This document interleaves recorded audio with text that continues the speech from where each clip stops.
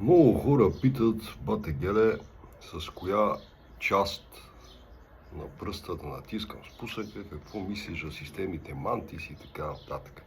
Значи, няма как да ти кажа точно с коя част да дърпаш спусъка, защото един е с по-къси пръсти, друг е с по-дълги, различна дълбочина на дланите и така нататък. Също както при хвата, където няма правилен и грешен хват, има основен принцип, който е да не ти се губи контакта между дланите, и при дърпането на спусъка важното е движението да е право-назад, да няма завъртане на страни.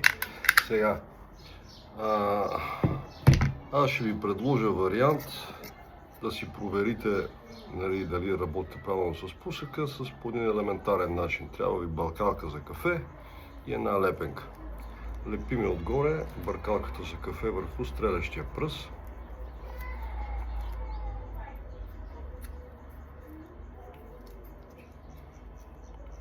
Ето, залепили сме бъркалката за кафе върху стрелящия пръст. И като дърпаме спусъка, ето го, трябва да е право назад. Хоп! И това вече е предпоставка и да дръпнем правилно с реален изстрел. Стане ли при дърпане на спусъка ето това нещо, това и реален изстрел няма да е където трябва. Системата Mantis, която е взели си колко пари, ще учете същото. Така че слагате си пак, ето го, и пак да се вижда движението. Значи така позиционирате пръста. Няма значение как ще позиционираш пръста.